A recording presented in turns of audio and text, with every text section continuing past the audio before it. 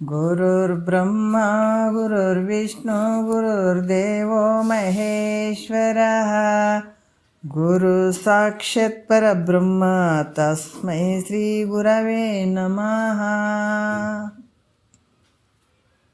ಶ್ರೀ ಜಗದ್ಗುರು ಸಿದ್ಧಾರೂಢರ ಪಾದಕಮಲಗಳಿಗೂ, ಶ್ರೋತ್ರಿಯ ಬ್ರಹ್ಮನಿಷ್ಠ ಸದ್ಗುರು ಬಸವಾನಂದರ ಪಾದಕಮಲಗಳಿಗೂ, ಅವರ ಪ್ರತಿರೂಪದಂಥ ನಿಜಗುಣಪ್ಪನವರ ಪಾದಕಮಲಗಳಿಗೂ ನನ್ನ ದೀರ್ಘದಂಡ ಪ್ರಣಾಮಗಳನ್ನು ಸಲ್ಲಿಸುತ್ತಾ, ಎಲ್ಲ ಮಹಾತ್ಮರ ಪಾದಕಮಲಗಳಿಗೂ ನನ್ನ ದೀರ್ಘದಂಡ ಪ್ರಣಾಮಗಳನ್ನು ಸಲ್ಲಿಸುತ್ತಾ, ಮನದಲ್ಲಿ ಸ್ಮರಿಸಿಕೊಳ್ಳುತ್ತಾ, ತಮ್ಮೆಲ್ಲರಿಗೂ ವಂದಿಸುತ್ತಾ, ಇವತ್ತು ಪರಮಾನುಭವದೇ ಇದರಲ್ಲಿ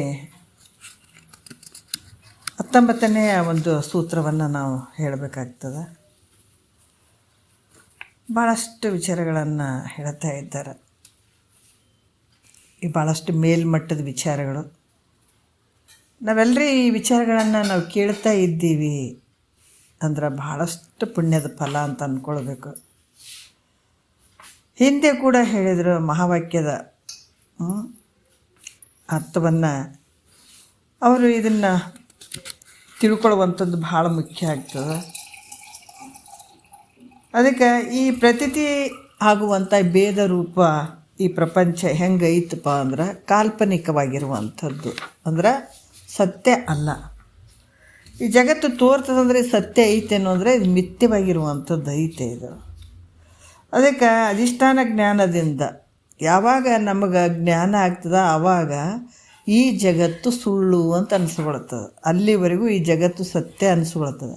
ಯಾವಾಗ ಕನಸು ಕಾಣುವಂಥ ವ್ಯಕ್ತಿ ಕನಸಿನಲ್ಲಿ ಕಾಣುವಂಥ ಪ್ರಪಂಚ, ಕನಸಿನಲ್ಲಿ ಆಗುವಂಥ ಸುಖ ದುಃಖಗಳು ಸತ್ಯ ಅಂತ ತಿಳ್ಕೊಂಡಿರ್ತಾನೆ. ಯಾವಾಗ ಕನಸಿನಲ್ಲಿ, ಯಾವಾಗ ಕನಸಿನಿಂದ ಹೊರಗೆ ಬಂದ ನಂತರ ಆ ಕನಸು ಹೇಗೆ ಮಿಥ್ಯೆ ಆಗ್ತದೋ ಹಾಗೆ ಜಾಗ್ರದ ಅವಸ್ಥೆ ತಂತಾನೆ ಮಿಥ್ಯೆ ಆಗಂಗಿಲ್ಲ.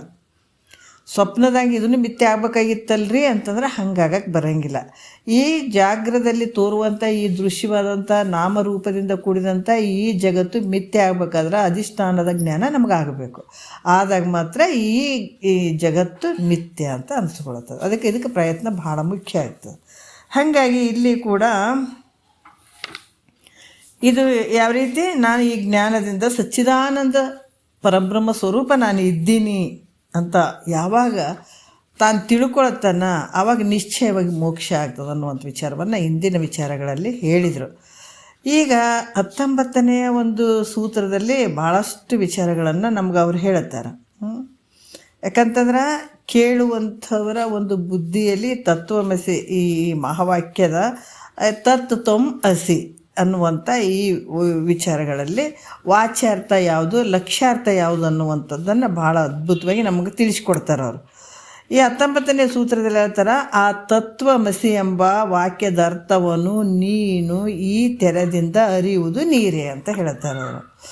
ಅದಕ್ಕೆ ಈ ತತ್ವಮಸಿ ವಾಕ್ಯವನ್ನು, ಇದ್ರ ವಾಕ್ಯದ ಅರ್ಥವನ್ನು ವಾಚ್ಯಾರ್ಥ ಮತ್ತು ಲಕ್ಷ್ಯಾರ್ಥ ಇದರಿಂದ ಈ ಅರ್ಥವನ್ನು ಈಗ ಮುಂದೆ ಹೇಳುವ ರೀತಿಯಲ್ಲಿ ನೀ ತಿಳ್ಕೊ ಮೈತ್ರ ಅಂತ ಹೇಳ್ತಾರೆ. ಭಾಳಷ್ಟು ವಿಶೇಷವಾಗಿ ಹೇಳ್ತಾರೆ, ಈ ರೀತಿ ನೀ ತಿಳ್ಕೊ, ಇದರ ಅರ್ಥವನ್ನು ನೀನು ತಿಳ್ಕೊಳ್ಬೇಕಾದಂಥದ್ದು ಮುಖ್ಯವಾಗಿರುವಂಥದ್ದು. ಜಗತ್ತಿನ ಒಳಗೆ ಈಗ ನಾವು ಹಲವಾರು ಮಂತ್ರಗಳು ನಾವು ಹೇಳ್ತೀವಿ. ಯಾಕಂದರೆ ಈ ವೇದಗಳಲ್ಲಿ ಹೇಳುವಂಥ ವಿಚಾರ ಈ ಮಹಾವಾಕ್ಯಗಳನ್ನು ಇಟ್ಟಿದ್ದಾರೆ. 4 ವೇದಗಳಲ್ಲಿ 4 ಮಹಾವಾಕ್ಯಗಳನ್ನು ಇಟ್ಟಿದ್ದಾರೆ. ಇದರ ಮುಖ್ಯವಾಗಿ ಅರ್ಥ ಯಾವುದು ಅಂದರೆ ನೀನೇ ಪರಮಾತ್ಮನ ಸ್ವರೂಪ ಇದೆ, ಪರಬ್ರಹ್ಮ ಸ್ವರೂಪ ಇದೆ ಅಂತ ಅನ್ನುವಂಥದ್ದೇ ತಿಳಿಸುವಂಥದಕ್ಕಾಗಿ ಈ ಮಹಾವಾಕ್ಯಗಳನ್ನು ಇಟ್ಟಿದ್ದಾರೆ. ಈ ಕರ್ಮಕಾಂಡ, ಉಪಾಸನಕಾಂಡ, ಜ್ಞಾನಕಾಂಡ ಅಂತ ಕೂಡ ಬರೆದಿದ್ದಾರೆ. ಯಾತಕ್ಕೆ ಬರೆದಿದ್ದಾರೆ ಅಂದ್ರೆ ಮೂಲ ಉದ್ದೇಶ ಈ ತತ್ವಮಸಿ ವಾಕ್ಯಕ್ಕೆ ತಗೊಂಡು ಬರುವಂಥದ್ದು. ಕರ್ಮಕಾಂಡದ ಯಾಕೆ ನಿಷ್ಕಾಮ ಕರ್ಮ ಮಾಡಿರಿ ಅಂತ ಯಾಕೆ ಹೇಳ್ತಾರೆ? ಫಲಾಪೇಕ್ಷೆ ಇಟ್ಕೊಂಡ್ರೆ ದಾರಿ ತಪ್ತದಲ್ಲಿ ಮತ್ತು ದುಃಖಕ್ಕೆ ಗುರಿ ಆಗ್ತಿದೆ. ದಾರಿ ತಪ್ಪಿ ಊರು ಸೇರ್ಲಾರ್ದ ಕಾಡಿನಾಗ ದುಃಖ ಹೆಂಗೆ ಪಡ್ತಾನೆ ಒಬ್ಬ ವ್ಯಕ್ತಿ ಅಲ್ಲ? ಯಾವ ರೀತಿ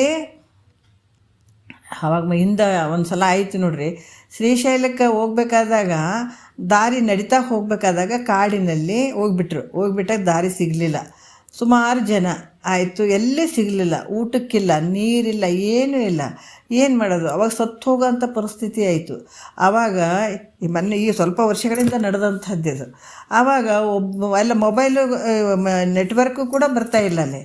ಏನು ಮಾಡೋದು ಅಂತೇಳಿ ಒಬ್ಬನು ಬಡದಾಡಿ ಒಂದು ದೊಡ್ಡ ಗಿಡ ಇತ್ತು, ಆ ಗಿಡವನ್ನು ಮೇಲೆ ತುದಿವರೆಗೆ ಹತ್ತಿ ಆ ಫೋನನ್ನು ಹಿಡ್ಕೊಂಡು ನೋಡಿದ, ಸ್ವಲ್ಪ ನೆಟ್ವರ್ಕ್ ಬರ್ತಾಯಿತ್ತು. ಒಬ್ರಿಗೆ ಫೋನ್ ಮಾಡಿ ಹೇಳ್ದ, ನಾವಿಂಥ ಕಾಡಿನಲ್ಲಿ ಸಿಕ್ಕಾಕೊಂಡು ಬಿದ್ದಿದ್ದೀವಿ, ಬಟ್ ನಮಗೇನು ತಿನ್ನೋಕೆ ಯಾವುದು ಏನೇನಿಲ್ಲ, ಭಾಳಷ್ಟು ನಾವು ತೊಂದರೆಯಲ್ಲಿದ್ದೀವಿ, ದುಃಖದಲ್ಲಿದ್ದೀವಿ, ಕಾಪಾಡ್ರಿ ಅಂತ ಒಂದು ಒಬ್ಬರಿಗೆ ತಿಳಿಸಿದ. ಅದರಿಂದ ಎಲ್ಲ ಗೌರ್ಮೆಂಟ್ಗೂ ಗೊತ್ತಾಗಿ ಮತ್ತು ಏನೇನೋ ಹೆಲಿಕಾಪ್ಟರ್ ಅದೆಲ್ಲ ಒಯ್ದು ಅವ್ರನ್ನ ತೊಗೊಂಡು ಬಂದರು ಅಲ್ಲಿಂದ. ಹಂಗೆ ಇಲ್ಲಿ ಕೂಡ ಯಾವಾಗ ನಾವು ಕರ್ಮಕಾಂಡ ಉಪಾಸನಾ ಕಾಂಡದಲ್ಲಿ ಭಾಳಷ್ಟು ಭಕ್ತಿಯನ್ನು ಹೇಳಿರ್ತಾರೆ. ಕರ್ಮಕಾಂಡದಲ್ಲಿ ಭಕ್ತಿ ಬಗ್ಗೆ ಉಪಾಸನೆ ಹೇಳಿರ್ತಾರೆ. ಆದರೆ ಅಲ್ಲಿ ಕಾಮ್ಯ ಭಾವನೆಯಿಂದ ಭಕ್ತಿಯನ್ನು ಮಾಡಿದಾಗ, ಕರ್ಮಗಳನ್ನು ಮಾಡಿದಾಗ ಏನಾಗ್ತದೆ? ದಾರಿ ತಪ್ತದೆ. ಯಾಕಂದ್ರೆ ದಾರಿ ತಪ್ತಂದ್ರೆ ಅಂದ್ರೆ ಆನಂದದ ಅಂತ ಒಂದು ಮೋಕ್ಷ ಆಗೋಕ್ಕೆ ಸಾಧ್ಯ ಇಲ್ಲ.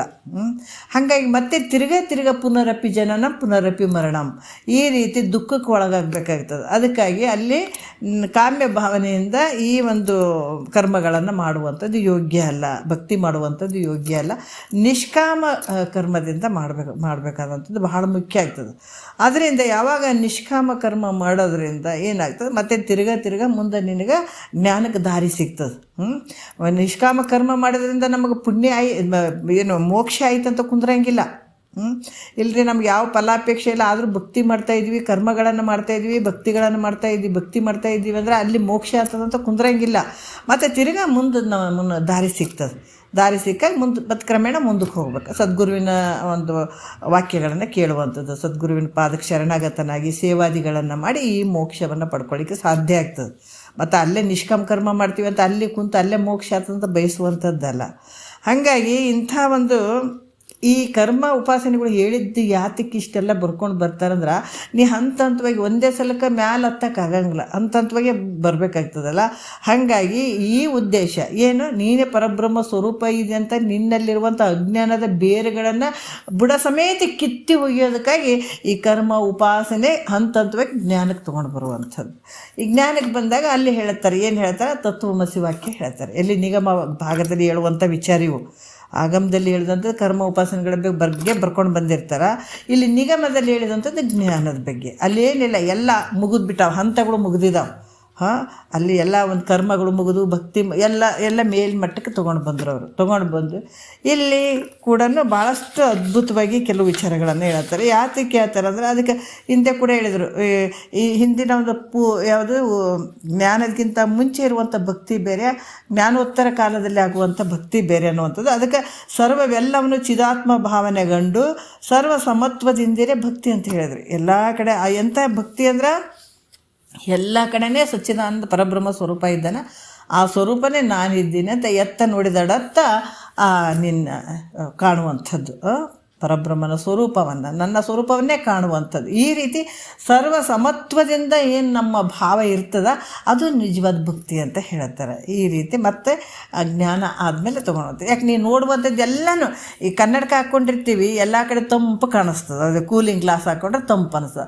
ಅದರಂಗೆ ಯಾವಾಗ ನಿನ್ನಲ್ಲಿ ಈ ಸರ್ವ ಸಮತ್ವ ಭಾವ ನಿನ್ನಲ್ಲಿ ಅಳವಟ್ಟಿರ್ತದ, ಸರ್ವವೆಲ್ಲವನ್ನು ಚಿದಾತ್ಮ ಭಾವನೆ ಅನ್ನುವಂಥದ್ದು ನಿನ್ನಲ್ಲಿ ಅಳವಟ್ಟಿರ್ತದೆ, ಎಲ್ಲ ಕಡೆ ಚಿದಾನಂದ ಸ್ವರೂಪನೇ ಕಾಣಕ್ಕೆ ಶುರುವಾಗ್ತದೆ, ನಿನ್ನ ಸ್ವರೂಪನೇ ಕಾಣಕ್ಕೆ ಶುರುವಾಗ್ತದೆ ಅನ್ನುವಂಥ ವಿಚಾರ. ಇದು ಕೂಡ ಒಂದು ಭಕ್ತಿ ಅಂತ ಕೂಡ ಹೇಳಿದರು ಅವರು, ಈ ಭಕ್ತಿ. ಅದಕ್ಕೆ ಈಗ ವಿಚಾರದಲ್ಲಿ ಕೂಡ ಹೇಳ್ತಾರೆ, ತತ್ವಮಸಿ. ಈಗ ಇದರಲ್ಲಿ ವಾಚ್ಯಾರ್ಥ ಲಕ್ಷ್ಯಾರ್ಥ ನಾನು ಹೇಳ್ತೀನಿ, ಮೈತ್ರ ಇದನ್ನು ಚೆನ್ನಾಗಿ ತಿಳ್ಕೋ, ನೀನು ಅರಿ ಅಂತ ಹೇಳ್ತಾರೆ. ಈಗ 1ನೇ ನುಡಿಯಲ್ಲಿ ಕೂಡ ಹೇಳಿದ್ದಾರೆ. ಯಾಕಂದರೆ ಇದರಲ್ಲಿ 3 ಅದಾವ.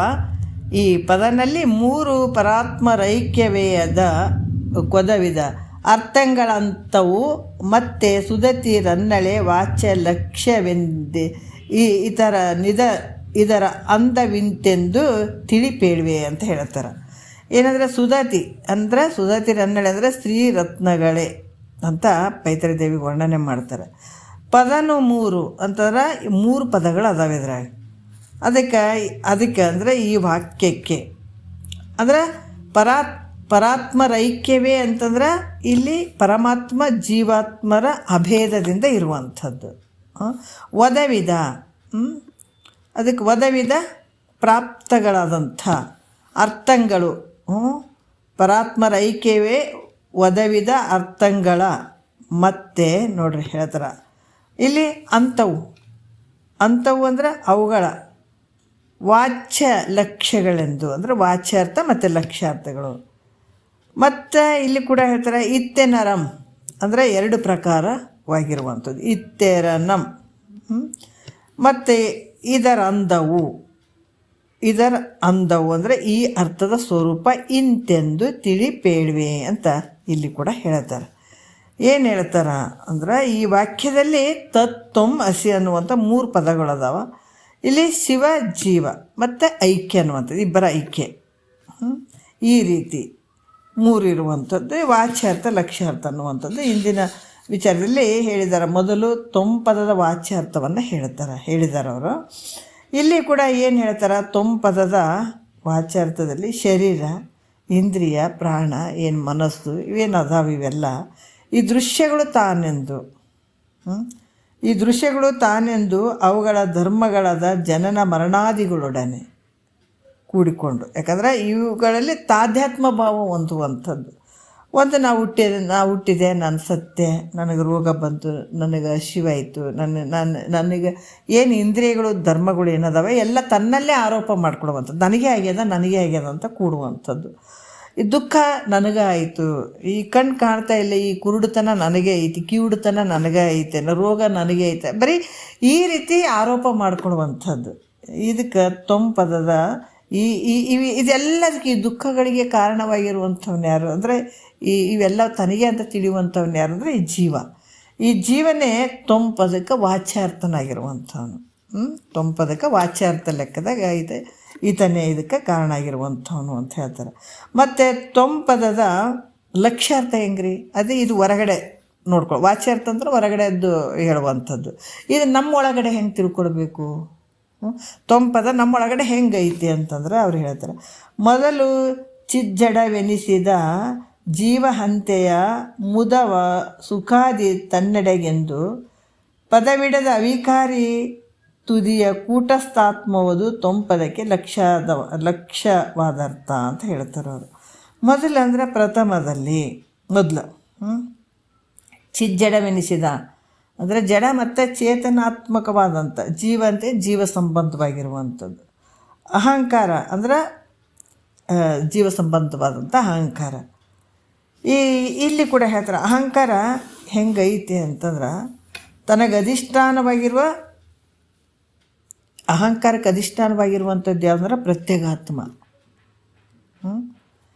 ಈ ಪ್ರತ್ಯೇಗಾತ್ಮನ ಸ್ವರೂಪ ಪ್ರತಿಬಿಂಬ ಎಲ್ಲಿ ಆಯ್ತಂದ್ರೆ ಈ ಅಹಂಕಾರದಲ್ಲಿ ಪ್ರತಿಬಿಂಬಿಸ್ತದೆ. ಮೂಲ ಅಹಂಕಾರ ಏನು ಹೇಳ್ತೀವಲ್ಲ, ಇದರಲ್ಲಿ ಪ್ರತ್ಯೇಗಾತ್ಮನ ಪ್ರತಿಬಿಂಬವು ಅಲ್ಲಿ ಬಿದ್ದು ಚೇತನ ಮತ್ತು ಅಚೇತನಾತ್ಮಕವಾಗಿರುವಂಥದ್ದು.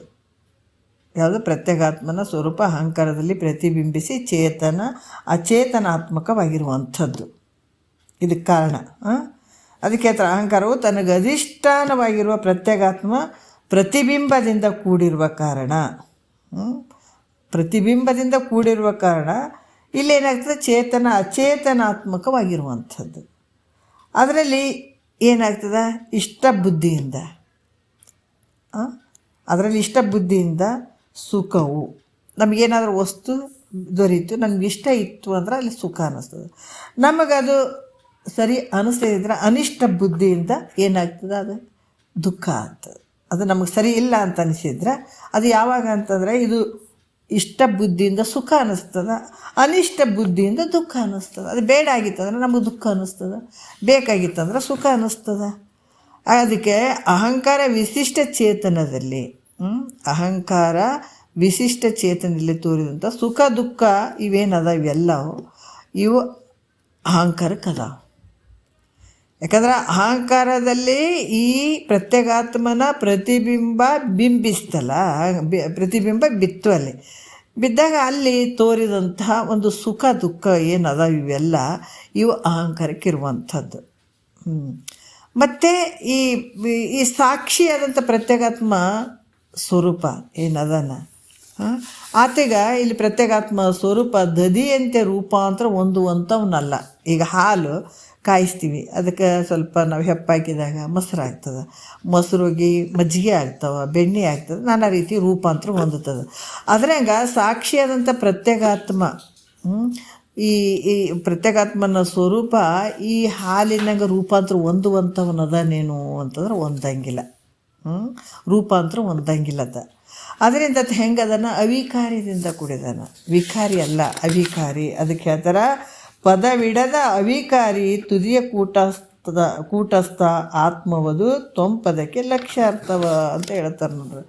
ಅದಕ್ಕಿಂತ ರೂಪಾಂತರ ಹೊಂದುವಂಥವಲ್ಲ, ವಿಕಾರಿ ಆಗುವಂಥವನ್ನಲ್ಲ. ಹೆಂಗೆ ಅದನ್ನು ಅವಿಕಾರಿಯಾಗಿರುವಂಥವನು. ಇಲ್ಲಿ ಕೂಡ ಈ ರೀತಿ ಪ್ರತ್ಯೇಗಾತ್ಮನ ಒಂದು ರೂಪದಲ್ಲಿ, ಯಾಕಂದರೆ 4ನೇ ಆತ್ಮನಾದ್ದರಿಂದ ಇದು ಏನಂದ್ರೆ ತೂರ್ಯನು ಅಂತ ಹೇಳ್ತಾರೆ. ಇಲ್ಲಿ ತೂರ್ಯನು ಅಂತಂದ್ರೆ ತನ್ನ ಒಂದು ಪ್ರತ್ಯೇಗಾತ್ಮನ ಸ್ವರೂಪ ಆತ ತೂರ್ಯ ಸ್ಥಿತಿಯಿಂದ ಕೂಡಿದಂಥವನು. ಯಾಕಂತಾರೆ ಇಲ್ಲಿ ಕೂಡ ಹೆಂಗೆ ಹೇಳ್ತಾರೆ ಅಂದ್ರೆ ಪರ್ವತದ ಕೂಟದಂತೆ ಯಾವಾಗಲೂ ಒಂದೇ ರೀತಿಯಾಗಿರುವಂಥ ಕೂಟಸ್ಥನೆ. ಜಾಗ್ರದಲ್ಲೂ ಅದನ್ನು, ಸ್ವಪ್ನದಲ್ಲೂ ಅದನ್ನು, ಸುಸುಪ್ತಿಯಲ್ಲೂ ಅದನ್ನು, ಮತ್ತು ತೂರ್ಯತೀತದಲ್ಲಿ. ಯಾಕೆ ತೂರ್ಯ 4ನೇ ಅವಸ್ಥೆ ಒಳಗೆ ಕೂಡ ಇದು ಹೆಂಗಿರ್ತಾನೆ ಅಂದರೆ ಯಾವಾಗಲೂ ಒಂದೇ ವಿಧವಾಗಿರುವಂಥವನು, ರೂಪಾಂತರ ಹೊಂದುವಂಥವನಲ್ಲ. ಅದಕ್ಕೆ ಈ ಅಂಥ ಪ್ರತ್ಯೇಕಾತ್ಮ ಸ್ವರೂಪವೇ ತೊಂಪದಕ್ಕೆ ಲಕ್ಷ್ಯಾರ್ಥ ನೋಡ್ರಿ. ಯಾಕಂದರೆ ಈತ ಅವಿಕಾರದಿಂದ ಕೂಡಿದಂಥ ರೂಪಾಂತರ ಹೊಂದದೇ ಇರುವಂಥವನು, ಯಾವಾಗಲೂ ಇರುವಂಥವನು, ಸಾಕ್ಷಿ ರೂಪವಾಗಿರುವಂಥವನು. ಈತ ಹೆಂಗದನಂತಂದ್ರೆ ಅಂಥ ಪ್ರತ್ಯೇಕಾತ್ಮ ಸ್ವರೂಪ ಅನ್ನುವಂಥದ್ದು ತೊಂಪದಕ್ಕೆ ಲಕ್ಷ್ಯಾರ್ಥ ನಮ್ಮೊಳಗಡೆ. ಈ ರೀತಿ ತಿಳ್ಕೊಳ್ಬೇಕಾಗ್ತದೆ. ಎಲ್ಲಕ್ಕೂ ಸಾಕ್ಷಿ ರೂಪವಾಗಿ ಇರ್ತಾನೆ ಈತ. ಇಲ್ಲಿ ಕೂಡ ಈ ಜಾಗ್ರದಲ್ಲೂ ಅದನ್ನು, ಸ್ವಪ್ನದಲ್ಲೂ ಅದನ್ನು, ಸುಸುಪ್ತಿಯಲ್ಲಿ ಅದನ್ನು, ಇವು ಮೀರಿ ತೂರ್ಯ ಪದದಲ್ಲಿ ಇವೆಲ್ಲವನ್ನು ಮೀರಿ 4ನೇ ಅವಸ್ಥೆ ಅನ್ನುವಂಥದ್ದು ತೂರ್ಯ ಪದದಲ್ಲಿ ಕೂಡ ಈತ ಪ್ರತ್ಯೇಗಾತ್ಮ ಸ್ವರೂಪದಿಂದ ಇರುವಂಥದ್ದು. ಆ ಒಂದು ಪ್ರತ್ಯೇಗಾತ್ಮ ಸ್ವರೂಪನೇ ಈ ತೊಂಪದಕ್ಕೆ ಲಕ್ಷ್ಯಾರ್ಥವಾಗಿರುವಂಥದ್ದು ಅಂತ ಕೂಡ ಹೇಳಿದರು ಅವರು. 4ನೇ ನುಡಿಯಲ್ಲಿ ಹೇಳ್ತಾರೆ ತತ್ಪದ, ಇದ್ರ ವಾಚ್ಯಾರ್ಥ ಹೇಳ್ತಾರೆ. ತತ್ ತೊಂ ಹಸಿ 3 ಪದಗಳು ಹೇಳಿದ್ದಾರೆ. ತೊಂಪದದ್ದಾಯಿತು. ಈಗ ಯಾವುದು ಅಂತಂದ್ರೆ ಈ ತತ್ ಪದದ್ದು ಹೇಳ್ತಾರೆ. ತತ್ಪದ ಅಂದರೆ ಏನು? 4ನೇ ನುಡಿ ಹೇಳುತ್ತೆ. ಪ್ರಕೃತಿ ಮೇಳನದಿಂದೆ ಸಕಲೇಶ ನೆನೆಸಿ ಮೋಹಕ ಮಿಲ್ಲದ ಅಖಿಲ ಕಾರಣವಾಗಿ ವಿಕೃತಿ ತನಗೆ ಪೋರ್ದದ ಆನಂದಮಯನೇ ಭಾವಿಕಿ ತತ್ಪದಕ್ಕೆ ವಾಚ್ಯಬಹುದರ್ಥ ನೋಡ್ರಿ. ಭಾವಿಕಿ ಅಂದರೆ ತಿಳಿಯುವಂಥವಳೆ ಅಥವಾ ಭಾವಿಸುವಂಥವಳೆ. ಪ್ರಕೃತಿ ಮೇಳನದಿಂದೆ, ಪ್ರಕೃತಿ ಅಂದರೆ ಏನಪ್ಪ ಅಂತಂದ್ರೆ ಈ ತ್ರಿಗುಣಾತ್ಮಕದಿಂದ ಕೂಡಿದಂಥದ್ದು. ಈ ಪ್ರಕೃತಿ ಒಳಗೆ 3 ಗುಣಗಳು ಅಂದರೆ ಸತ್ವ, ರಜೋ, ತಮ, ಇದಕ್ಕೆ ಪ್ರಕೃತಿ ಅಂತ ಕೂಡ ಹೇಳ್ತಾರೆ. ಈ ತ್ರಿಗುಣಾತ್ಮಕ ಪ್ರಕೃತಿಯು ಈ ಮೇಳನದಿಂದ ಅಂತಂದ್ರೆ ಈ ತ್ರಿಗುಣಾತ್ಮಕ ಪ್ರಕೃತಿಯ ಸಂಬಂಧದಿಂದ ಸಕಲೇಶ ನೆನೆಸಿ ಅಂದರೆ ಈ ಜಗತ್ತಿಗೆ ಒಡೆಯನನ್ನಿಸುವಂಥವನು, ಎಲ್ಲಕ್ಕೂ ಕಾರಣವಾಗಿರುವಂಥವನು, ಎಲ್ಲದರಲ್ಲಿ ಇರುವಂಥವನು, ಎಲ್ಲವನ್ನು ಆಳುವಂಥವನು. ಇದಗ ಮೋಹಕ ಮಿಲ್ಲದ ಅಂದರೆ ಯಾವುದೇ ಒಂದು ಆವರಣಯುಕ್ತನಾಗದೇ ಇರುವಂಥವನು. ಮತ್ತು ಈ ತ್ರಿಗುಣದಿಂದ ಕೂಡಿದಂಥ ಪ್ರಕೃತಿಯು ಉಪಾಧಿಯ ಮೂಲಕ ಅದರಲ್ಲಿ ಪ್ರತಿಬಿಂಬಿತನಾದ ಪರಬ್ರಹ್ಮದ ಚೈತನ್ಯ, ಅದಕ್ಕೆ ಅದರ ಮಾಯೆಯಲ್ಲಿ ಬಿದ್ದಿತ ಮಹೇಶ್ವರ ಅನಿಸ್ಕೊಂಡ ಹೌದಲ್ಲ. ಈ ಮಾಯೆ ಪ್ರಕೃತಿ, ಎಲ್ಲಿ ಪರಬ್ರಹ್ಮನಲ್ಲಿ ಮಾಯೆ ತೋರಿತು, ಮಾಯೆಯಿಂದ ಅಲ್ಲಿ ಪ್ರಕೃತಿ ಅನಿಸ್ಕೊಳ್ಳಂತು. ಆ ಪ್ರಕೃತಿಯಲ್ಲಿ 3 ಗುಣಗಳನ್ನು ಗರ್ಭೀಕರಿಸ್ಕೊಂಡಿರ್ತದೆ. ಹಾಗಾಗಿ ಈ ಉಪಾಧಿ ಮೂಲಕ ಇವು ತೋರ್ತಾವೆ. ಮತ್ತು ಅದರಲ್ಲಿ ಏನು ಪ್ರತಿಬಿಂಬಿತನಾದಂಥವ್ನು, ಇದು ನಿಜವಾಗಿರುವಂಥವ್ನು ಏನಂದ್ರೆ ಪ್ರತಿಬಿಂಬಿತ. ಈಗ ನಮ್ಮ ಕನ್ನಡಿ ಒಳಗೆ ನಾವು ನೋಡ್ಕೊಳ್ತೀವಿ, ನಿಂತು ನೋಡ್ಕೊಳ್ತೀವಿ, ಆದರೆ ಕನ್ನಡಿ ಒಳಗೆ ಪ್ರತಿಬಿಂಬಿತ ಕಾಣಿಸ್ತದಿಲ್ಲ, ಅದು ಸತ್ಯ ಅಂದ್ಕೊಳ್ತೀವಿ ಏನಂದರೆ ಅದು ಮಿಥ್ಯವಾಗಿರುವಂಥದ್ದು. ಈ ಬಿಂಬ ಸ್ವರೂಪ ಸತ್ಯ, ಪ್ರತಿಬಿಂಬ ಸ್ವರೂಪ ಅಲ್ಲಿ ಕಾಣಿಸ್ತಾ ಇದೆಯಲ್ಲ ಅದು ಎಲ್ಲಿ ಪ್ರತಿಬಿಂಬಿತ ಆಗ್ಯದ? ಈ ಕನ್ನಡಿ ಒಳಗೆ ಪ್ರತಿಬಿಂಬಿತ. ನಾವು ನಿಂತು ನೋಡ್ಕೊಂಡ ಕನ್ನಡಿ ಒಳಗೆ ನಮ್ಮ ರೂಪ ಅಲ್ಲಿ ಪ್ರತಿಬಿಂಬಿತ ಆಗ್ಯದ. ಅದ್ರಂಗೆ ಮಾಯೆಯಲ್ಲಿ ಈ ನಮ್ಮ ಪರಬ್ರಹ್ಮನ ಚೈತನ್ಯ ಏನಾಗ್ಯದ ಅಲ್ಲಿ ಪ್ರತಿಬಿಂಬಿತ ಆಗ್ಯದ ಅಲ್ಲಿ. ಆದರೆ ಅಲ್ಲಿ ಪ್ರಕೃತಿ 3 ಗುಣಗಳಿಂದ ಕೂಡ್ಕೊಂಡಿರುವಂಥದ್ದು. ಈ ರೀತಿಯಾಗಿ ಇಲ್ಲಿ ಕೂಡ ಹೇಳ್ತಾರೆ ಅವರು, ಪ್ರತಿಬಿಂಬಿತವಾದ ಪರಬ್ರಹ್ಮದ ಚೈತನ್ಯ ಅದು ಏನು ಅನಿಸ್ಕೊಂತು, ಕನ್ನಡಿ ಒಳಗೆ ತೋರಿದಂಥದ್ದು ಏನು ಅನಿಸ್ಕೊಂತು ಅಂದ್ರೆ ಅದು ಈಶ್ವರ ಅಂತ ಅನಿಸ್ಕೊಂಥದ್ದು. ಪ್ರತಿಬಿಂಬಿತವಾಗಿರುವಂಥದ್ದಕ್ಕೆ ಈಶ್ವರ ಅಂತ ಇಳಿಸ್ಕೊಂಡಾತ. ಅದಕ್ಕೆ ಆತ ಏನು ಮಾಡಿದಂದರೆ ಈ ಒಂದು ಪ್ರತಿಬಿಂಬಿತವಾದಂಥ ಪರಬ್ರಹ್ಮನ ಒಂದು ಚೈತನ್ಯ ಅಹಂಕಾರದಲ್ಲಿ ಪ್ರತಿಬಿಂಬಿಸಿದ್ದಕ್ಕಾಗಿ ಆತ ಈಶ್ವರ ಅಂತ ಅನಿಸ್ಕೊಂಡ. ಆತನೇ ಈ ಜಗತ್ತಿನ ಒಂದು ಉತ್ಪತ್ತಿ, ಸ್ಥಿತಿ, ಈ ಲಯ ಅಂದ್ರೆ ಇದೇ ಒಂದು ಪ್ರತಿಬಿಂಬಿತವಾದಂತಹ ಈಶ್ವರನಿಂದಲೇ ಈ ಜಗತ್ತಿನ ಸೃಷ್ಟಿನೂ ನಡೆದದ, ಸ್ಥಿತಿನೂ ನಡೆದದ, ಲಯನೂ ನಡೆದದ. ಇದರಿಂದನೇ ಮತ್ತು ಇಷ್ಟೆಲ್ಲ ನಡೆದ್ರೂ ಕೂಡ ನೋಡ್ರಿ ಎಷ್ಟೊಂದು ಶಕ್ತಿ ಇರ್ಬೋದು. ಈ ಒಂದು ಇದರಿಂದನೇ ಈ ಜಗತ್ತಿನ ಕಾರ್ಯ, ಈ ಸೃಷ್ಟಿ, ಸ್ಥಿತಿ, ಲಯ ನಡೆದದ. ಈ ಬ್ರಹ್ಮ, ವಿಷ್ಣು, ಮಹೇಶ್ವರ ಈ ಹಲವಾರು ಎಲ್ಲಕ್ಕೂ ಕಾರಣ ಆಗಿರುವಂಥದ್ದು ಈಶ್ವರನಿಂದನೇ ಇಷ್ಟೆಲ್ಲ ತೋರುವಂಥದ್ದು. ಬ್ರಹ್ಮನೂ ಈಶ್ವರ, ವಿಷ್ಣುವೇ ಈಶ್ವರ, ಯಾಕಂದ್ರೆ ರುದ್ರನೂ ಈಶ್ವರ, ಎಲ್ಲ ರೂಪನೂ ಆತನೇ. ಈಶ್ವರನಿಂದನೇ ಇಷ್ಟೆಲ್ಲ ಜಗತ್ತು ನಡೆದಂಥದ್ದು. ಅದಕ್ಕೆ ತಾನು ಎಲ್ಲವನ್ನ ಉತ್ಪತ್ತಿ, ಸ್ಥಿತಿ, ಲಯ ಮಾಡ್ತಾನೆ. ಆದ್ರೆ ತಾನು ಮಾತ್ರ ವಿಕಾರ ಹೊಂದದೇ ಇರುವಂಥವನು, ಆನಂದ ಸ್ವರೂಪವಾಗಿರುವಂಥವನು. ಈತ ಹೆಂಗಂದ್ರೆ ತತ್ಪದಕ್ಕೆ ವಾಚ್ಯಾರ್ಥನಾಗಿರುವಂಥವನು. ಹೊರಗಿನ ಅದರಲ್ಲಿ ಈತ ವಾಚ್ಯಾರ್ಥ ಲೆಕ್ಕದಲ್ಲಿ ಈಶ್ವರ ಅಂತ ವಾಚ್ಯಾರ್ಥ ಲೆಕ್ಕದಲ್ಲಿ ಹೇಳುವಂಥದ್ದು. ಮತ್ತು ತತ್ಪದದ ಲಕ್ಷ್ಯಾರ್ಥ ಏನು ರೀ? ಒಳಗಡೆ, ನಮ್ಮೊಳಗಡೆ ತಿಳ್ಕೊಳ್ಳುವಂಥದ್ದು ಅಂದಾಗ ಇಲ್ಲಿ ಹೇಳ್ತಾರೆ 5ನೇ ನುಡಿಯಲ್ಲಿ, ನಿರುಪಮ, ಅದ್ವಯ, ನಿತ್ಯ, ನಿರವಧಿ, ನಿಸ್ತತ್ವ, ನಿರಗ, ನಿರ್ಮಲ, ನಿರಾಲಂಬನು, ನಿರುಪಾಧಿಕ, ನಿಸ್ಸಂಗ, ಪರಿಪೂರ್ಣ ಪರಬ್ರಹ್ಮದಿರವೇ ತತ್ಪದಕ್ಕೆ ಲಕ್ಷ್ಯವಾದ ಅರ್ಥವು ಅಂತ ಹೇಳ್ತಾರೆ. ನಮ್ಮೊಳಗಡೆ ಹೆಂಗಪ್ಪ ಅಂದರೆ ಲಕ್ಷ್ಯಾರ್ಥದಲ್ಲಿ ನೋಡ್ಕೊಳ್ಬೇಕಾದಾಗ ಇಲ್ಲಿ ನಿರುಪಮ ಅಂದ್ರೆ ದೃಷ್ಟಾಂತಕ್ಕೆ ನಿಲುಕದೇ ಇರುವಂಥವ್ನು, ಯಾವುದೇ ದೃಷ್ಟಾಂತಕ್ಕೆ ಸಿಲುಕದೇ ಇರುವಂಥದ್ದು. ಹಿಂಗದನ್ರಿ ಅಂತ ಹೇಳಂಗಿಲ್ಲ. ಆ ರೀತಿಯಾಗಿರುವಂಥ ನಿರುಪಮನ ಅಂದರೆ ಯಾವುದೇ ದೃಷ್ಟಾಂತ ಬರದೇ ಇರುವಂಥವನು, ದೃಷ್ಟಾಂತಕ್ಕೆ ನಿಲುಕದೇ ಇರುವಂಥವನು.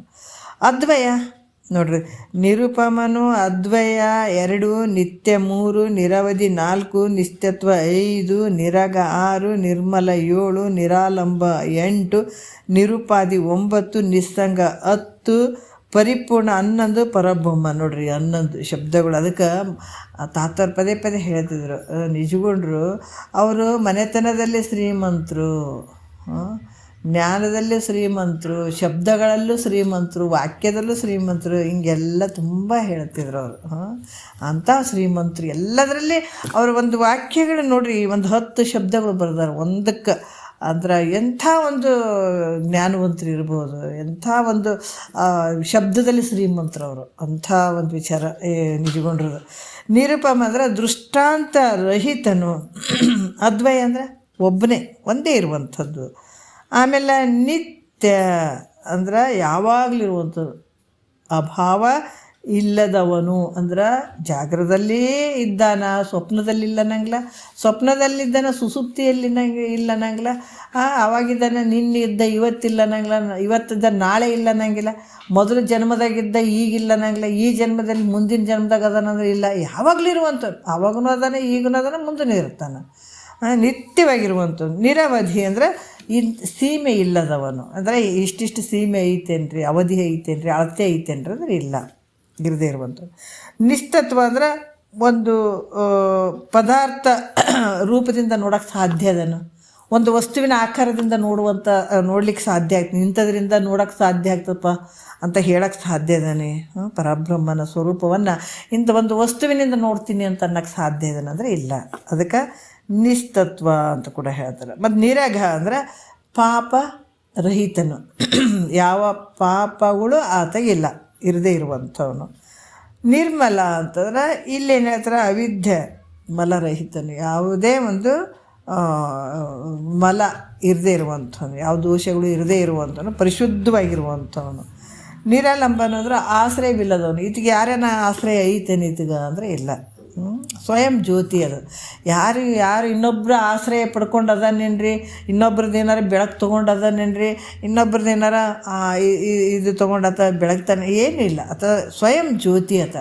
ಹಾಗಾಗಿ ಯಾರ ಒಂದು ಆಶ್ರಯ ಇವಿಲ್ಲದಂಥವನು. ಮತ್ತು ನಿರುಪಾಧಿ ಅಂದರೆ ಉಪಾಧಿ ಇಲ್ಲದೆ ಇರುವಂಥವನು, ಯಾವ ಉಪಾಧಿ ಇದಿಗಿಲ್ಲ. ಮತ್ತು ಯಾವುದರ ಸಂಘ ಐತೇನು?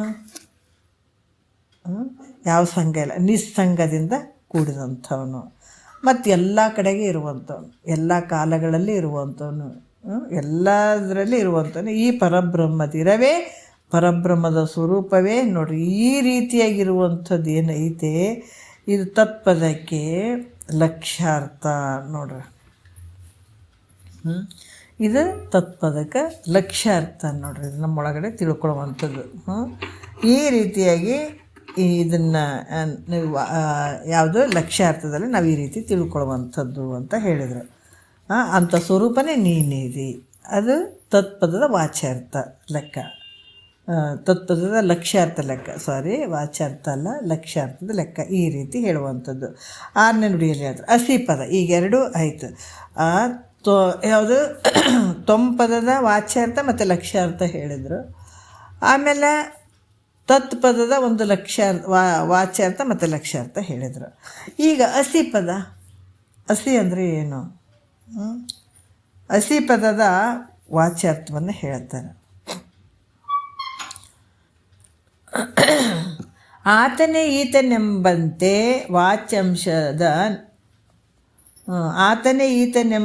ವಾಚ್ಯಾಂಶವ ನೇತಿಗಳೆದು ಲಕ್ಷದ್ವಯದೋಳು ಚೈತನ್ಯವೇಕವೆಂಬುವುದೇ ಅಸಿಪದಕ್ಕೆ ವಿಖ್ಯಾತಿ ಮೈತ್ರಿ ವಾಚ್ಯಾರ್ಥವು ಅಂತ ಹೇಳ್ತಾರೆ ಅವರು. ಅಸಿಪದ ಅಂದ್ರೇನು? ಆತನೇ ಈತ, ಅರ್ಥ ಆಯ್ತಲ್ಲ? ಇಬ್ಬರಲ್ಲ, ಇಲ್ಲಿ ಭಾಳ ಇಲ್ಲಿ ಮುಖ್ಯವಾಗಿರುವಂಥದ್ದು. ಇಲ್ಲ ಶಿವ ಜೀವರಲ್ಲಿ ಐಕ್ಯತೆ ಅಂದ್ರೆ ಶಿವನೇ ಬೇರೆ ಅದಾನ, ಜೀವನೇ ಬೇರೆ ಅದಾನ, ಎರಡನ್ನ ಐಕ್ಯ ಮಾಡ್ಯಾರ ಅಂತ ಅರ್ಥನೂ ಆ ಥರ ಬರಬಾರ್ದು. ಆತನೇ ಈತ, ಈತನೇ ಆತ ಅನ್ನುವಂಥದ್ದು. ಏನು ಹೇಳ್ತಾರೆ ಇಲ್ಲಿ? ಯಾಕಂದರೆ ಆತನೇ, ಅವನೇ ಈತನೇ ಅನ್ನುವಂಥ ಈತ. ಇದು ವಾಚ್ಯ ಭಾಗಗಳನ್ನು ನೇತಿಗಳಿಯುವಂಥದ್ದು. ಅಂದ್ರೆ ಸ್ವಯಂ ದೇವದತ್ತಂದು ಅಂದರೆ ಆತನೇ ಈತ ಅನ್ನುವಂಥ 2 ಪದಗಳ ವಾಚ್ಯ ಭಾಗವನ್ನು ಬಿಟ್ಟರೆ ಒಬ್ಬ ಪುರುಷನೇ ಹೇಗೆ ಅರ್ಥ ಆಗ್ತಾನೋ ಅಂದರೆ, ಈಗ ಯಾವ ರೀತಿ ಒಬ್ಬನೇ ಇದ್ದಾನೆ, ಸ್ವಯಂ ದೇವದತ್ತ ಅಂತ ಇದ್ದಾನೆ. ಆತ ಒಂದು 15 ವರ್ಷದಾಗ ಇಲ್ಲಿಂದ ಬಿಟ್ಟು ಹೋಗಿದ್ದಾನೆ, ಎಲ್ಲೋ ಒಂದು ಕಡೆ ಇದ್ದಾನೆ. 60 ವರ್ಷಕ್ಕೆ ಬಂದ ಅಂದಗಳನ್ನೇ ಅಲ್ಲಿ ಊರಿನ ಜನ ಅಂತಾರೆ, ಯಾರು ಇವರು ಎಲ್ಲಿದ್ದರು ಇಷ್ಟು ದಿವಸ? ಆವಾಗ ಯಾರಿಗೋ ಒಬ್ರಿಗೆ ಗೊತ್ತಿಡಿತದ, ಓ ಅವರ ದೇವದತ್ತ, ಸ್ವಯಂ ದೇವದತ್ತ ಇಲ್ಲಿ ಮೊದಲು ಇದ್ದರು, ಅದೇ ಹುಡುಗನ ಬಿಟ್ಟು ಹೋಗಿತ್ತಲ್ಲ 15 ವರ್ಷದ ಹಿಂದ್ಗಡೆ. ಈಗ 60 ವರ್ಷದಲ್ಲಿ ಆತನ ಆಕಾರ ಎಲ್ಲ ಚೇಂಜ್ ಆಗ್ಯದ, ಮುಖಕ್ಕೆಲ್ಲ ದಾಡಿ ಬಂದಿರ್ತದೆ, ವಯಸ್ಸಾಗಿರ್ತದೆ. ಈಗ ಹೋಗ್ಬೇಕಾದಾಗ ಚಿಕ್ಕವನಿರ್ತಾನೆ. ಓ ಆತನೇ ಈತನೇ ಆತ ಅನ್ನುವಂಥದ್ದು. ಈ ರೀತಿಯಾಗಿ ಆತನೇ ಈತ ಅನ್ನುವಂಥ 2 ಬಿಡುವಂಥದ್ದು. ಬಿಟ್ಟಾಗ ಅಲ್ಲೇನಾಗ್ತದೆ, ಒಬ್ಬ ಪುರುಷನಿಗೆ ಹೇಳುವಂಥದ್ದು. ಆ ಟೈಮ್ನಲ್ಲಿ ಓದಂಥ ಅವನು ಈತನೇ, ಈಗ ಬಂದಂಥ ಈತನೇ ತೆಗೆದಾಗ ಆ ಒಬ್ಬ ಪುರುಷನಿಗೆ ಹೇಳುವಂಥದ್ದು. ಅದಕ್ಕೆ ಈ ರೀತಿಯಾಗಿ ಯಾವ ರೀತಿ ತತ್ ಮತ್ತು ತೊಂಪದ 2 ಪದಗಳ ವಾಚ್ಯ ಭಾಗಗಳು ಹೆಂಗದಾವ? ವಿರುದ್ಧ ಆಗಿದಾವೆ. ತತ್ ಪದದ್ದು ಮತ್ತು ತೊಂಪದದ ವಾಚ್ಯಾರ್ಥ ಭಾಗ ಕೂಡಂಗಿಲ್ಲ, ಎರಡು ಬೇರೆಯೇ ಇರ್ತಾವೆ. ಜೀವಾತ್ಮಂದು ವಾಚ್ಯಾರ್ಥದ ಒಂದು ತೊಂಪದದ ಒಂದು ವಾಚ್ಯಾರ್ಥದ ವಿಚಾರನೇ ಬೇರೆ ಅದ, ತತ್ಪದದ ವಾಚ್ಯಾರ್ಥದನೇ ಬೇರೆ ಅದ. ಅದರ ಲಕ್ಷ್ಯಾರ್ಥದಾಗ 2 ಒಂದೇ ಇರುವಂಥದ್ದು. ಅವನ್ನ ಬಿಟ್ಬಿಡೋದು, ವಾಚ್ಯದ ಭಾಗಗಳನ್ನು ಬಿಟ್ಬಿಡುವಂಥದ್ದು, ತೆಗೆದಾಕುವಂಥದ್ದು. ಯಾಕಂದ್ರೆ ಈತ ಹೆಂಗದಾನ, ಶರೀರ ಇವೆಲ್ಲ ನಂದು, ನಾ ದುಃಖಕ್ಕೊಳಗಾಗಿದ್ದೀನಿ, ಹಂಗದೀನಿ ಅಂತ ವಾಚ್ಯಾರ್ಥ ಭಾಗದಲ್ಲಿ ಇವ ಅಂದ್ಕೊಂಡು ಕೂತಿರ್ತಾನೆ ಜೀವಾತ್ಮ. ಆದರೆ ಈತ ಆನಂದ ಪುರುಷ ಅದನ್ನು ಎಲ್ಲನೂ ಸೃಷ್ಟಿ ಸ್ಥಿತಿ ಲಯ ಮಾಡಿರ್ತಾನೆ. ಈತ ಆನಂದ ಪುರುಷ ಇರುವಂಥನು ಈಶ್ವರ. ಅದಕ್ಕೆ 2 ನೋಡಿದ್ರೆ ಅಲ್ಲಿ ಕೂಡ್ತಾನೆ. ವಾಚ್ಯಾರ್ಥ ಭಾಗದಾಗ 2ಕ್ಕೂ ಕೂಡ್ತವೆ ಅಂದರೆ ಕೂಡಂಗಿಲ್ಲ. ಎಲ್ಲಿ ಕೂಡಬೇಕಿದು? ಇದು ಲಕ್ಷ್ಯಾರ್ಥ ಭಾಗದಲ್ಲಿ ಕೂಡುವಂಥದ್ದು. ಅದಕ್ಕೆ ಲಕ್ಷ್ಯಾರ್ಥ ಭಾಗದಾಗ ಏನು ನೋಡ್ರಿ, 2 ಒಂದೇ ಆಗಿರುವಂಥದ್ದು. ಈತನ ಜೀವಾತ್ಮನ ಏನು ಒಳಗಡೆ ಇರುವಂಥದ್ದು ಏನೈತೆ ಪ್ರತ್ಯೇಕಾತ್ಮನ ಸ್ವರೂಪ, ಮತ್ತು ಇದು ಏನು ಲಕ್ಷ್ಯಾರ್ಥದಾಗ ಏನು ಹೇಳಿದ್ರು, ನಿರುಪಮನು, ಅದ್ವಯನು, ನಿತ್ಯ, ಇವೆರಡು ಲಕ್ಷಣಗಳು ಲಕ್ಷ್ಯಾರ್ಥ ಭಾಗದಲ್ಲಿ ಕೂಡ್ತಾವೆ, ವಾಚ್ಯಾರ್ಥ ಭಾಗದಲ್ಲಿ ವಿರೋಧ ಆಗ್ತಾವೆ. ಅವುಗಳನ್ನು ಬಿಟ್ಟು ಏನು ವಾಚ್ಯಾರ್ಥ ಭಾಗದಲ್ಲಿ ಜೀವಾತ್ಮನ ಒಂದು ವಾಚ್ಯಾರ್ಥ ಭಾಗ ಮತ್ತು ತತ್ಪದದ ತೊಂಪದದ ವಾಚ್ಯಾರ್ಥ ಭಾಗ ಮತ್ತು ತತ್ಪದದ ವಾಚ್ಯಾರ್ಥ ಭಾಗ 2 ಬಿಟ್ಟುಬಿಡೋದು. ಲಕ್ಷ್ಯಾರ್ಥವಾದಂಥ ಚೈತನ್ಯ ಒಂದೇ ಇರುವಂಥದ್ದು, ಲಕ್ಷ್ಯಾರ್ಥವಾಗಿರುವಂಥದ್ದು ಒಂದೇ ಅಖಂಡೈಕ ರಸ ಅಂತ ನಿಶ್ಚಯವಾಗಿ ತಿಳಿಯುವಂಥದ್ದು. ಅರ್ಥ ಆಯ್ತಲ್ಲ? ವಾಚ್ಯಾರ್ಥ ಭಾಗವನ್ನು ಬಿಡುವಂಥದ್ದು, ಲಕ್ಷ್ಯಾರ್ಥ ಭಾಗ ಮಾತ್ರ ಇಟ್ಕೊಂಡಾಗ ಎರಡು ಈ ತೊಮ್ ಯಾವುದು ತತ್ ತೊಮ್ ಎರಡು ಬೇರೆ ಅಲ್ಲ. ತೊಮ್ ಅಂದರೆ ನೀನು ಜೀವಾತ್ಮ, ತೊಮ್ ಅಂದರೆ ಜೀವಾತ್ಮ, ತತ್ ಅಂದರೆ ಪರಬ್ರಹ್ಮ ಪರಮಾತ್ಮ, ಇವೆರಡು ಒಂದೇ ಇರುವಂಥದ್ದು. ಎರಡು ಲಕ್ಷಣಗಳು ಒಂದೇ ವಾಚ್ಯಾರ್ಥ ಭಾಗದಲ್ಲಿ, ಇದು ಲಕ್ಷ್ಯಾರ್ಥ ಭಾಗದಲ್ಲಿ. ಹಾಗಾಗಿ ನೀನೇ ಅಖಂಡೈಕ ರಸ ಅಂತ ನಿಶ್ಚಯವಾಗಿ ತಿಳಿಯುವಂಥದ್ದು ಏನೈತೆ ಅದು ಅಸಿ ಪದದ ವಾಚ್ಯಾರ್ಥ. ಎರಡನ್ನ ಬಿಡುವಂಥದ್ದು, ವಾಚ್ಯಾರ್ಥ ಭಾಗವನ್ನು ಬಿಡುವಂಥದ್ದು, ಲಕ್ಷ್ಯಾರ್ಥದಲ್ಲಿ ಒಂದೇ ಆಗಿರುವಂಥದ್ದು. ಇಲ್ಲಿ ತೊಮ್ ತತ್ ತೊಮ್ ಎರಡು ಒಂದೇ ಇರುವಂಥದ್ದು, ಅದೇ ನೀನು, ಆ ಜೀವಾತ್ಮನೇ ಪರಮಾತ್ಮ ಅನ್ನುವಂಥದ್ದು ಭಾವ ಏನು ಬರ್ತದೆ ಇರುವಂಥದ್ದು. ಅದಕ್ಕೆ ಅಸಿ ಪದಕ್ಕೆ ವಾಚ್ಯಾರ್ಥ ಅದು ಅಂತ ಕೂಡ ಹೇಳ್ತಾರೆ. ಮತ್ತು ಅಸಿ ಪದದ ಲಕ್ಷ್ಯಾರ್ಥವನ್ನು ಹೀಗಾಗಿ ಹೇಳ್ತಾರೆ. ಏನು ಹೇಳ್ತಾರೆ ನೋಡೋಣ. 7ನೇ ನುಡಿಯಲ್ಲಿ ಹೇಳ್ತಾರೆ. ಬಳಿಕ ಏನು ಹೇಳ್ತಾರೆ, ಬಳಿಕವು ಆ ಲಕ್ಷ್ಯಾರ್ಥಗಳ ಭೇದವು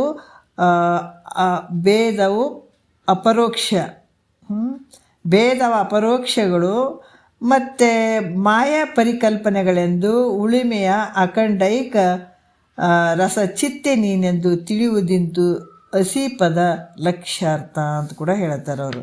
ಏನು ಹೇಳ್ತಾರೆ, ಬಳಿಕ ಅಂದ್ರೆ ಆಮೇಲೆ, ಆ ಲಕ್ಷ್ಯಾರ್ಥಗಳಂದ್ರೆ ಎರಡೂ ಲಕ್ಷ್ಯಾರ್ಥಗಳಲ್ಲಿ ತೋರುವಂಥ ಏನು ಪರೋಕ್ಷ ಅಪರೋಕ್ಷಗಳು ಎರಡು ತೋರುವಂಥದ್ದು. ಪರೋಕ್ಷ ಮತ್ತು ಅಪರೋಕ್ಷ ಎರಡು ಇವು ಹೆಂಗದಾವ ಅಂದರೆ ಇವು ಕೂಡ ಮಾಯಿಂದ ಕಲ್ಪಿತವಾಗಿರುವಂಥವು ಅದಾವೆ, ಪರೋಕ್ಷ ಮತ್ತು ಅಪರೋಕ್ಷ. ಅದಕ್ಕೆ ಇಲ್ಲಿ ಕೂಡ ಹೇಳ್ತಾರೆ ಆ ತತ್ಪದದ ಲಕ್ಷ್ಯಾರ್ಥದಲ್ಲಿ ಭೇದ ಅಂದ್ರೆ ಪರೋಕ್ಷತ್ವವು ತೋರುವಂಥದ್ದು. ತತ್ಪದದಲ್ಲಿ ಪರೋಕ್ಷ, ಇನ್ನೂ ಅಲ್ಲಿ ಪರೋಕ್ಷತ್ವ ಇರ್ತದಲ್ಲಿ. ತೊಂಪದ ಲಕ್ಷ್ಯಾರ್ಥದಲ್ಲಿ ಏನು ಹೇಳ್ತಾರೆ, ಅಪರೋಕ್ಷತ್ವ ತೋರ್ತದಲ್ಲಿ. ಇವೆರಡು ಭೇದ ಅಪರೋಕ್ಷಗಳು ಏನದಾವ ಇವೆಲ್ಲ ಏನಂದ್ರೆ ಮಾಯಿಂದ ಕಲ್ಪಿತ ಆಗಿರುವಂಥದ್ದು. ಇದು ಕೂಡ ಅಲ್ಲಿ ತೋರ್ತಾ ಇರುವಂಥವು. ಇದಕ್ಕೇನು ಹೇಳ್ತಾರೆ ಅಂತಂದ್ರೆ ಇದು ಮಾಯಿಂದ ಕಲ್ಪಿತವಾಗಿರುವಾಗಿ ತೋರುವಂಥದ್ದು. ಯಾಕಂದ್ರೆ ವಸ್ತು ಒಂದೇ ಇರುವಂಥದ್ದು, ಅಖಂಡವಾಗಿರುವಂಥ ವಸ್ತು. ಅದರಲ್ಲಿ ಪರೋಕ್ಷ ಅಪರೋಕ್ಷಗಳು, ಇದು ಪರೋಕ್ಷ ಐತ್ರಿ ಅಪರೋಕ್ಷ ಐತ್ರಿ ಅಂತ ನಾವೇನು ಅಂದ್ಕೊಳ್ತೀವಲ್ಲ, ಇದು ಕೂಡ ಭ್ರಾಂತಿಯಿಂದ ಕೂಡಿದಂಥದ್ದು. ಇರುವಂಥದ್ದು ಒಂದೇ, ಅದೇ ಸ್ವರೂಪನೇ ನೀನು, ಅನ್ಯಕ್ಕೆ ಅವಕಾಶನೇ ಇಲ್ಲ ಇಲ್ಲಿ. ಆದರೂ ಕೂಡ ಇದು ಭ್ರಾಂತಿ ರೂಪದಿಂದ ಪರೋಕ್ಷ ಅಪರೋಕ್ಷ ಅಂತ ತೋರ್ತದ. ಅದು ಕೂಡ ಭ್ರಾಂತಿಯಿಂದ ಕೂಡಿದಂಥದ್ದು. ಅದರಿಂದ ಇವೆರಡನ್ನು ತೆಗೆದುಹಾಕುವಂಥದ್ದು, ಪರೋಕ್ಷ ಅಪರೋಕ್ಷ ಇವೆರಡನ್ನು ತೆಗೆದುಹಾಕುವಂಥದ್ದು.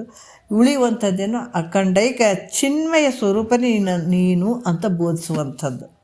ನೋಡ್ರಿ, ಇಲ್ಲಿ ಈ ರೀತಿಯಾಗಿ ಈ ನೀನೇ ಆ ಪರಬ್ರಹ್ಮ ಸ್ವರೂಪ ಅನ್ನುವಂಥ ಬೋಧಿಸುವಂಥದ್ದೇ ಅಸಿ ಪದದ ಲಕ್ಷ್ಯಾರ್ಥ. ಇದು ಎಲ್ಲ ವಾಚ್ಯಾರ್ಥ ಭಾಗವನ್ನು ಸಂಪೂರ್ಣ ತೆಗೆದುಹಾಕಿಬಿಡುವಂಥದ್ದು, ಪರೋಕ್ಷ ಅಪರೋಕ್ಷತ್ವವನ್ನು ಕೂಡ ತೆಗೆದುಹಾಕುವಂಥದ್ದು.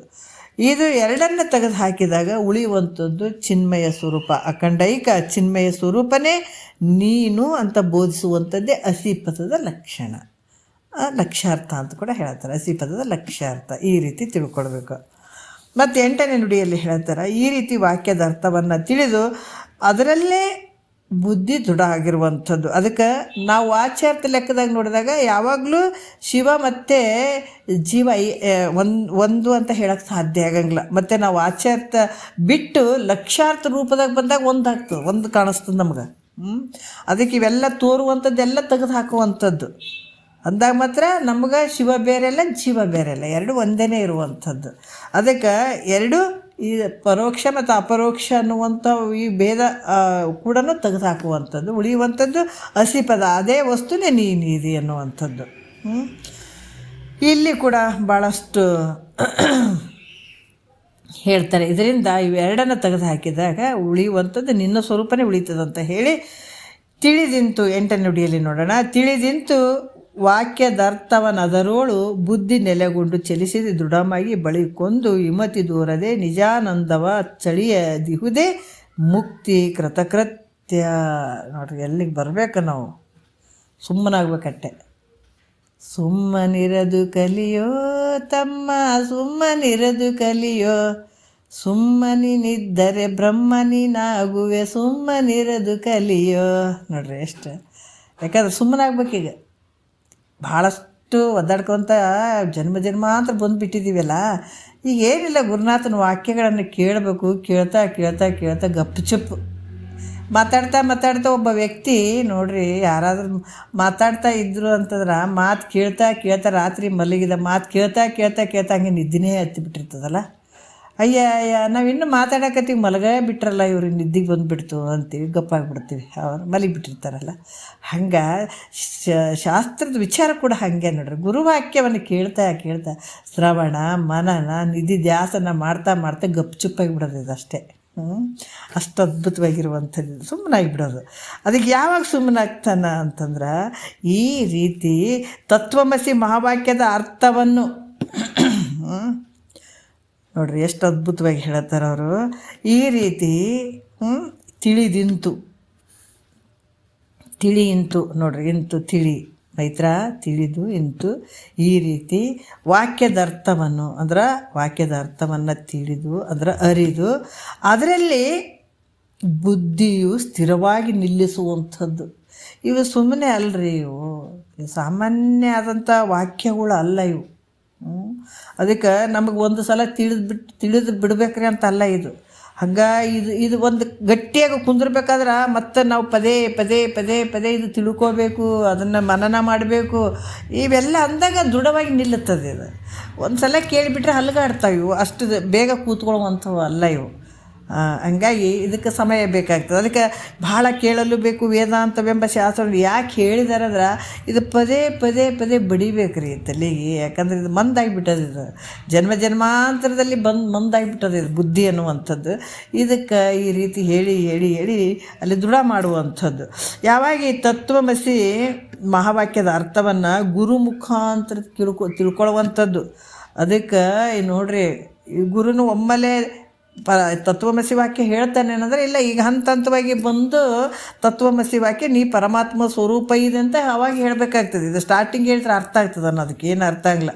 ಅದಕ್ಕೆ ನಾವು ಒಂದು ಸಲ ಭಾಳ ಸಲ ಹೇಳಿದ್ದೀನಿ ನಾನು, ಈ ತತ್ವಮಸಿ ವಾಕ್ಯವನ್ನು ಕೇಳಿದಂಥವ್ರು ಎಷ್ಟೋ ಜನ ಏನ್ರಿ ಗುರುಗಳು ಹಿಂಗೆ ಹೇಳ್ತಾರಂತಂದು ಎಷ್ಟೋ ಜನ ಬಿಟ್ಕೊಂಡು ಹೋದರು.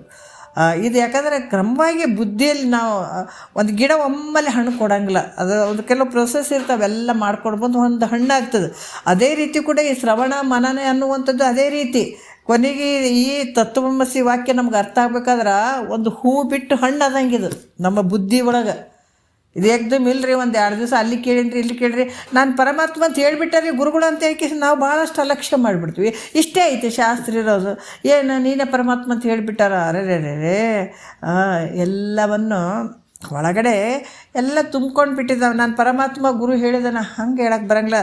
ಸಂಪೂರ್ಣ ಖಾಲಿ ಮಾಡ್ಕೊತ ಬರಬೇಕು. ಒಳಗಡೆ ಏನು ತುಂಬಿದಾವೆ ನಿನ್ನಲ್ಲಿ ಅಹಂಕಾರ ಮಮಕಾರ ಇವೆಲ್ಲ ಹೋಗಿ ಹೋಗಿ ಹೋಗಿ ಆ ಸ್ವರೂಪ ನೀನು ಆಗಬೇಕು. ಸ್ವರೂಪ ಯಾವ್ದು ಅಂದರೆ ನಾನು ಏನು ಪರಬ್ರಹ್ಮ ಸ್ವರೂಪ ಅದೀನಿ, ನಾನು ಹಂಗೆ ಅದೀನಿ ಅಂತ ಹೇಳ್ಕೊಳಕ್ಕೆ ಬರೋಂಗಿಲ್ಲ. ಅಲ್ಲಿ ನಾವು ದೊಡ್ಡ ಜ್ಞಾನಿ ಅದೀನಿ ಅಂತ ಹೆಂಗೆ ಹೇಳ್ಕೊಳಕ್ಕೆ ಬರ್ತೀನಿ? ಸುಮ್ಮನಾಗಿ ಬಿಡ್ಬೇಕಾಗ್ಯದಿಲ್ಲಿ. ಇಲ್ಲ ನಾ ದೊಡ್ಡ ಜ್ಞಾನಿ ಅಂದರೆ ಅಜ್ಞಾನ ಅದು ನಿನ್ನ ಹತ್ರ. ನೀನು ಮೂರ್ಖ ಆಗಿಬಿಡ್ತಿದ್ದಿ. ಹೇಳೋಕ್ಕೆ ಬರದೇ ಇರುವಂಥ ವಸ್ತುನೇ ನೀನಿದೆ ಅಂದಾಗ ನೀನು ಸುಮ್ಮಾಗಿ ಬಿಡೋದು ಅಷ್ಟೇ ಇಲ್ಲಿ. ಅದಕ್ಕೆ ಸುಮ್ಮನಿರೋದು ಕಲಿಯೋ ತಮ್ಮ, ಸುಮ್ಮನಿರೋದು ಕಲಿಯೋ. ಸುಮ್ಮನಿದ್ದರೆ ಬ್ರಹ್ಮ ನೀನಾಗುವೆ, ಸುಮ್ಮನಿರೋದು ಕಲಿಯೋ. ಸುಮ್ಮನಾಗಬೇಕಾಗಿದೆ. ನನಗೆ ಜ್ಞಾನಿ ಅಂದರೆ ಮೂರ್ಖ ಆಗ್ತಿದೆ ಅಂದರೆ ಅಜ್ಞಾನಿ ಆಗ್ತಿದೆ, ಇನ್ನೂ ಅಜ್ಞಾನ ಐತಿ ನಿನಗೆ, ಸುಮ್ಮಿರಬೇಕು ಅಷ್ಟೇ. ಅದಕ್ಕೆ ಇಲ್ಲಿ ಕೂಡ ಏನು ಹೇಳ್ತಾರೆ, ಈ ತತ್ವಮಸಿ ಮಹಾವಾಕ್ಯದ ಅರ್ಥವನ್ನು ನೋಡ್ರಿ, ಸುಮ್ಮನೆ ನಾವು ಓದಿದ್ರೆ ಬರ್ತದೇನ್ರಿ? ಎಲ್ರಿ ಗುರುಗಳು ನೀನೇ ಪರಮಾತ್ಮ ಹಂಗೆ ಎಲ್ರಿ ಬರ್ತದೆ? ಇದು ಹೇಳಕ್ಕೆ ತಾಕತ್ತು ಬೇಕು, ಶಕ್ತಿ ಬೇಕ್ರಿ ಇದಕ್ಕೆ. ಸುಮ್ಮನೆ ಎಲ್ಲೋ ಒಂದು ಚೂರು ಕೇಳಿಬಿಟ್ಕೆ ಇಲ್ರಿ ಅಂತಂದ್ರೆ ಹಂಗೆ ಅಷ್ಟು ಈಜಿ ಆಗುವಂಥದ್ದಲ್ಲ ಇದು. ಇದು ತತ್ವಮಸಿ ವಾಕ್ಯದ ಅರ್ಥವನ್ನು ಇದು ನಮಗೆ ಚೆನ್ನಾಗಿ ಗುರು ಮುಖಾಂತರ ನಮ್ಗೆ ಅರ್ಥ ಆಗಿ ನಮ್ಮ ಬುದ್ಧಿ ಒಳಗೆ ಸ್ಥಿರವಾಗಿ ನಿಲ್ಲಬೇಕಾಗಿತ್ತಂದ್ರೆ ನಾವು ಪರಿಯಾಗಿ ಅದು ಪ್ರಯತ್ನ ಮಾಡಬೇಕಾಗ್ಯದ ಇಲ್ಲಿ. ಇಲ್ಲಾಂದ್ರೆ ಹಂಗೆ ಅಷ್ಟು ಅದಲ್ಲ, ನಾವೇಷ್ಟು ಅಲಕ್ಷ್ಯ ಮಾಡ್ತೀವಿ ಅಷ್ಟೇ ಕೈ ಕೊಡ್ತದೆ ಗುರುವಾಕ್ಯ ಕೂಡ ನಿನಗೆ. ಅದು ನಾವೆಷ್ಟು ಶ್ರದ್ಧೆಯಿಂದ ಅವುಗಳನ್ನು ಹಿಡ್ಕೊಳಕ್ಕೆ ಪ್ರಯತ್ನ ಮಾಡ್ತೀವಿ ಅಷ್ಟು ನಮ್ಮ ಕೈ ಸೇರ್ತಾವೆ. ಇಲ್ಲಾಂದ್ರೆ ಹೊಡೆದಕ್ಕೆ ತೋರಿಸಿ ಹೋಗ್ಬಿಡ್ತಾವೆ ಅಷ್ಟೇ. ಅದಕ್ಕೆ ಇದನ್ನು ಈ ಅರ್ಥವನ್ನು ಗುರು ಮುಖಾಂತರನೇ ಕೇಳಿ ತಿಳಿದು. ಅದಕ್ಕೆ ಏನು ಹೇಳ್ತಾರೆ ಇಲ್ಲಿ, ನಾವು ಬರೇ ಉಪದೇಶ ತೊಗೊಂಡಿವಂತ ಸುಮ್ಮ ಕುಂತು ಇಲ್ಲರಿ ನನಗೆ ಆಯ್ತು ರೀ ಮುಕ್ತನಾಗಿ ಬಿಡ್ತೀವಿ ಅಂತಾರೆ. ಕೆಲವು ಕಡೆ ನೋಡಬೇಕು ಬೇರೆ ಬೇರೆ ಕಡೆ ಎಲ್ಲ ನೋಡಬೇಕು, ಉಪದೇಶ ತೊಗೊಂಡುಗಳನ್ನ ಏನು ನಾವು ಮುಕ್ತರಾಗಿಬಿಟ್ಟಿವಿ ಅಂತ ಬಿಲ್ಡಪ್ ಮಾಡ್ತಿರ್ತಾರೆ. ಇಲ್ರಿ ಎಲ್ಲ ಆಗಿಬಿಟ್ಟದ್ರಿ ಅಂತ ಹೇಳ್ತಾರೆ. ಅರೇ ರೇ ರೇ ರೇ ಏನು ಹೇಳಿದಾರೆ ಆ ಮಂತ್ರದ ಅರ್ಥ ತಿಳ್ಕೊಳಕ್ಕೆ ನೀನು ಅದೇನು ಫಸ್ಟ್ ಸ್ಟೇಜ್ ಅದು ನಿನಗೆ ಸಾಲಿಗೆ ಹೆಸರು ಹಚ್ಚಿದಂಗೆ. ಈಗ ಜ್ಞಾನಕ್ಕೆ ಹೋಗೋಕೆ ತಿಳ್ಕೊಳಕ್ಕೆ ನೀ ಹೆಸರು ಹಚ್ಚಿದಂಗೆ ಅಷ್ಟೇ. ಮತ್ತು ಹೆಸರು ಹಚ್ಕೊಂಡು ಬರೀ ನಾನು ಕುಂತುಬಿಟ್ಟೆ ಅಂದರೆ ಇದು ಮತ್ತೆ ಪಾಸ್ ಆಗಂಗಿಲ್ಲ ಮುಂದೆ, ಮತ್ತು ಭಾಳ ಕಷ್ಟ ಆಗ್ತದೆ ಮತ್ತೆ ಮುಂದೆ. ಅದಕ್ಕೆ ಹೆಸರು ಹಚ್ಚಿ ಏನು ಮಾಡಬೇಕು, ಈ ತತ್ವಮಸಿ ವಾಕ್ಯದ ಅರ್ಥನೇ ಈ ಮಂತ್ರಗಳು ರೂಪವಾಗಿ ಬಂದಂಥವು. ಇವೆಲ್ಲ ಇದೇ ಅರ್ಥ ಕೊಡುವಂಥವು ಇರ್ತಾವಲ್ಲ. ಹೌದು, ನಮ ಶಿವಯ್ಯ ಅಂದ್ರೇನು, ಓಂ ನಮ ಶಿವಯ್ಯ ಅಂದ್ರೇನು, ಸೋಹಂ ಅಂದರೆ ಇವೆಲ್ಲ ಗುರು ಮುಖಾಂತರ ತಿಳ್ಕೊಳ್ಬೇಕಾದಂಥದ್ದು. ಇವೆಲ್ಲ ಪಕ್ವಾದ ಹಣ್ಣುಗಳು ಇದ್ದಂಗೆ ಇವು ಇವು ಆಗಬೇಕಾಗಿತ್ತು ನಮ್ಮೊಳಗೆ. ಅಂಥ ಹಣ್ಣು, ಜ್ಞಾನದ ಹಣ್ಣು ಆಗಬೇಕಾಗಿತ್ತಂದ್ರೆ ಮೊದಲು ಗುರು ಬೀಜ ಕೊಡ್ತಾನೆ. ಕೊಟ್ಟುಗಳನ್ನೇ ಅದನ್ನು ಬೆಳೆಸಬೇಕು, ಹೌದಲ್ಲ. ಮೊದಲು ಗುರು ಬೀಜ ಕೊಡ್ತಾನೆ.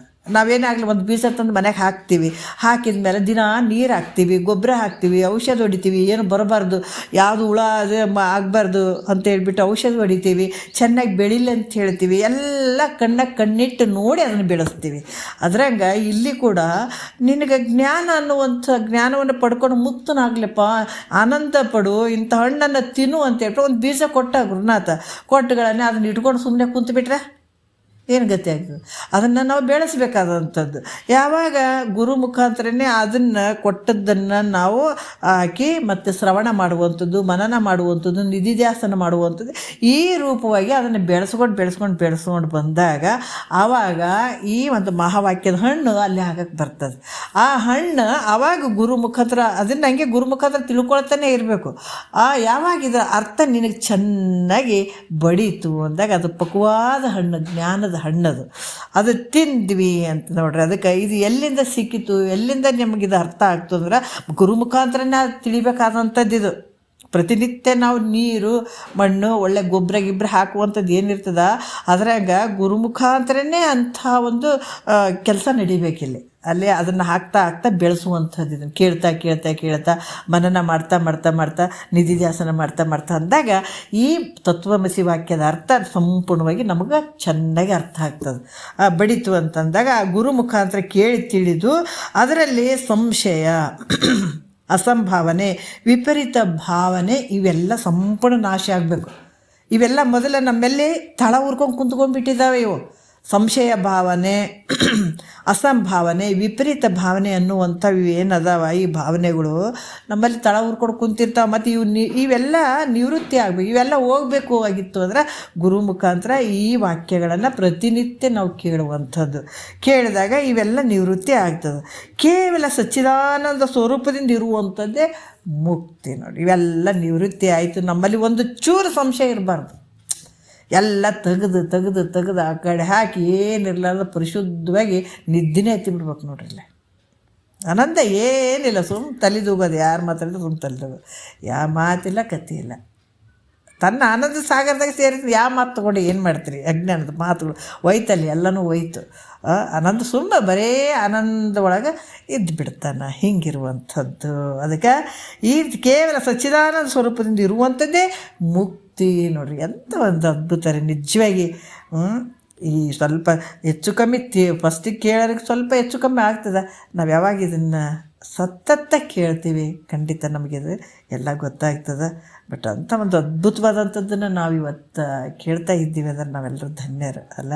ಮತ್ತು ಮುಂದಿನ ವಿಚಾರ ವಾಕ್ಯಾರ್ಥ ನಿರ್ಣಯ ನಿರೂಪಣೆ ಸೂತ್ರ 19ಕ್ಕೆ ಪದ 141 ಅಂತ ಹೇಳಿ, ಮತ್ತು ಮುಂದಿನ ಒಂದು 20ನೇ ಸೂತ್ರ ನಾಳೆ ನೋಡೋಣ. ಒಂದೆರಡು ಮತ್ತು ಗುರುಗಳು ಪಾದಕ್ಕೆ ಅರ್ಪಿಸಿ ಹರವು.